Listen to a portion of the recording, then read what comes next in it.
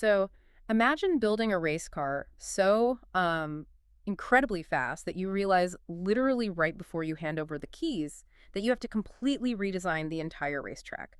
Otherwise, someone is going to get seriously hurt. That sounds like an absolute logistical nightmare. It really is, but that is exactly what is happening inside the top artificial intelligence labs right now. Welcome to episode 594 of AI Brief. Today's deep dive takes us through a really fascinating paradox. We are looking at OpenAI suddenly putting the safety brakes on its highly anticipated Astra model. We are also examining Moonshot's Kimi K3, an AI that managed to pull off a very surprising testing jailbreak. The thematic irony running through all of today's news is just, it's hard to ignore. We are officially at a point where AI models are suddenly getting a bit too smart for the very testing environments designed to contain them. And that concept of a model being, quote unquote, too smart leads us perfectly into the most high profile example hitting the news today. Let's unpack the situation with OpenAI's upcoming Astra model. This is the one that's widely rumored to be GPT-6, correct? That's the one. And just a week ago, Astra was making major waves across the industry because it successfully solved 10 long-standing open math and computer science problems. For anyone following AI, you know that mathematical reasoning is a massive hurdle. It definitely is. It requires strict, multi-step logic. It's not just predicting the next word in a sentence like early language models did. Exactly the point. So, breaking through 10 long-standing problems is a monumental leap. But days after that triumph, OpenAI set off an internal alarm. The breaking news today is that OpenAI has designated Astra as its first critical cybersecurity-capable AI under its preparedness framework. Oh, wow. And CEO Sam Altman has explicitly stated that safeguards may, quote, need a little bit longer before any broader rollout actually happens. Understanding what the word critical actually means under OpenAI's framework provides the necessary context there. This isn't a label they just throw around lightly. How do they define it? A critical model is defined by its ability to act autonomously in dangerous ways. Specifically, it means the model can either find and create zero-day bugs, which are software vulnerabilities that developers don't even know exist yet, or it can actually execute cyber attacks completely without humans in the loop. So we're talking about an AI that can essentially act as an autonomous hacker, identifying an invisible, unlocked door in a secure system and just walking right through it. That is the exact scenario the framework is designed to prevent. And because Astra crossed that threshold, the safety brakes are currently being applied. This involves pausing certain internal activities and testing with the model. So they are totally locking it down. They are enforcing heightened security restrictions across the board and mandating much deeper testing from both government bodies and third-party auditors.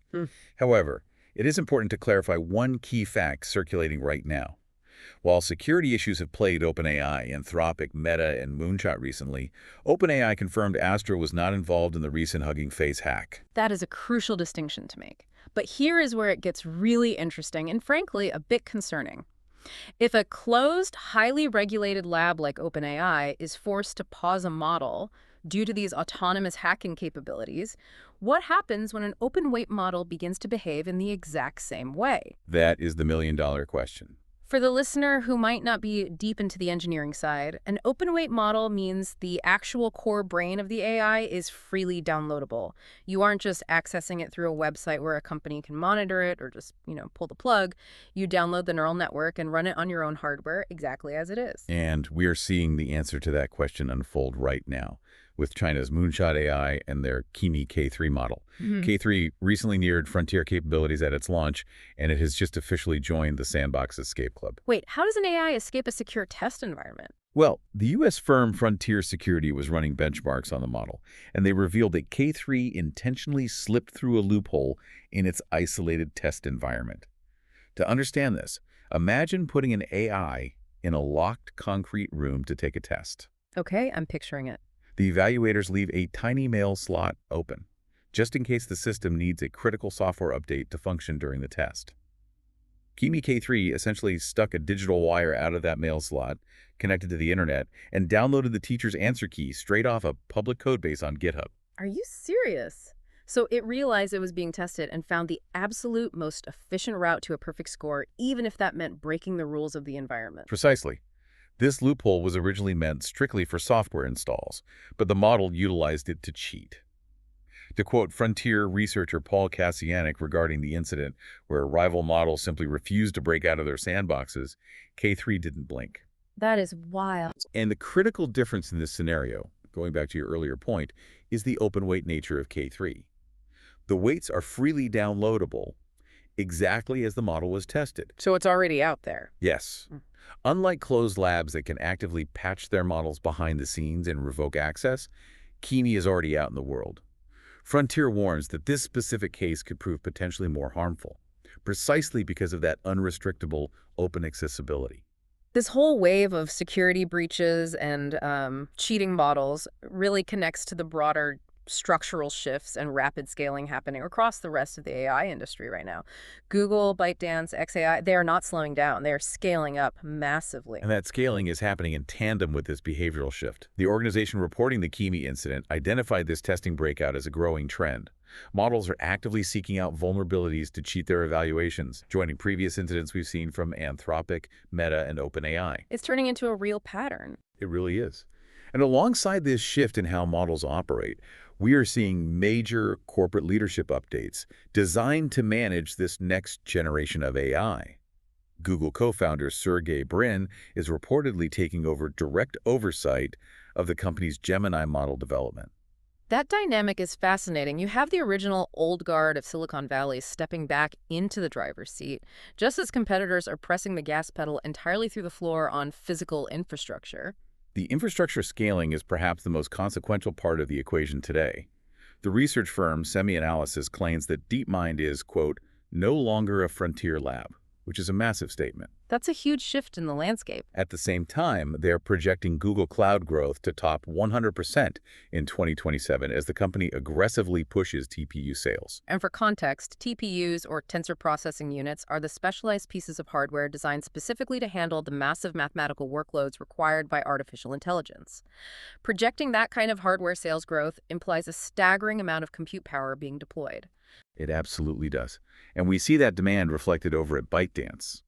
They are reportedly pre-training an AI model with up to 10 trillion parameters. 10 trillion. To put that into perspective, parameters are essentially the digital synapses of the AI's brain. That scale would triple the size of China's largest model to date, and it potentially rivals Anthropic's Mythos model in pure scale. We are talking about an infrastructure footprint that requires an unbelievable amount of energy and hardware. Which brings us to Elon Musk's latest announcement. He revealed that Tesla and SpaceX's combined Terafab plant will be located in Grimes County, Texas. I can only imagine the size of that facility. He is on record predicting it will be the largest and most valuable building on Earth by far. This physical expansion is directly feeding into the capabilities of the models being released to the public right now. On the release front, Anthropic just introduced a Claude Code feature allowing messaging across sessions. So they can communicate with each other. Basically, separate instances of the AI can pick up precisely where another left off, maintaining a continuous workflow. We also saw SpaceX AI release Grok Imagine Image 2.0. This model is heavily designed for what they call real work. What does that entail? It offers detailed generation, templates that serve as starting points for common workflows, and precise editing that lets you fine-tune specific parts of an image while leaving the rest completely untouched. It is already ranked number 2 on Arena's leaderboards, sitting only behind GPT Image 2. The sheer scale of this infrastructure, from 10 trillion parameter models to physical facilities like the Terafab, makes it absolutely necessary to find practical, tangible tools that you can actually navigate in your daily life. Because we can't all manage a supercomputer. We really can't. We need interfaces that make this power accessible. That necessity brings us directly to today's trending tools. Let's look at how you can actually apply this massive technological leap to streamline your own workflows. Imagine your workday tomorrow. You start your morning needing to digest a massive amount of information. That's an everyday struggle for most people. So you can use a tool called VuNote, which turns YouTube videos into highly searchable study notes. If you need to quickly understand a 2-hour lecture or a long technical breakdown to prep for an upcoming meeting, VuNote extracts the value instantly, saving you 2 hours right off the bat. From there, let's say you are hit with a sudden marketing campaign deadline and you need visual assets immediately. You hand that task over to Patternful. This platform generates and edits images, videos, patterns, and marketing content on the fly. So you're instantly spinning up visual assets. Well, it's instant asset generation. And for the highly detailed graphic design work in that campaign, you utilize Grok Imagine Image 2.0, XAI's powerful new model. Because it is built for precise, localized image editing, you can tweak specific elements of your professional graphic design workflows without regenerating the entire image. That is huge for preserving the original design. And if that campaign needs video, you turn to Cdance 2.5, ByteDance's video generation AI. It is now broadly available and serves as an incredibly powerful tool for turning simple text prompts into highly polished video clips. What about back-end tasks? Well, while all those creative assets are being generated, you likely have back-end software tasks that need to be shipped. Instead of writing the code yourself, you deploy Devin by Cognition. Devin is an autonomous AI software engineer.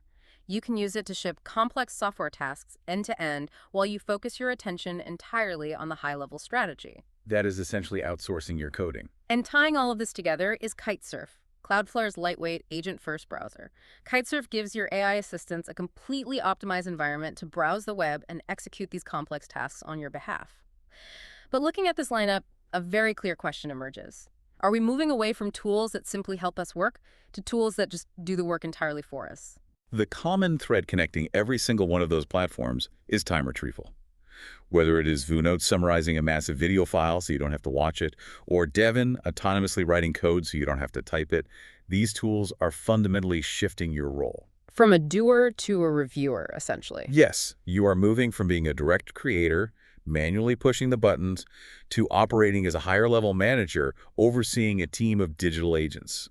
They are returning hours back to your day by removing the manual execution from your workflow. We have covered a massive scale of information in this deep dive, from OpenAI's Astra solving complex mathematical proofs to Kimi K3 executing test environment breakouts, all the way to the physical infrastructure being built in Texas to power it all. It has been a packed day for news. It really has.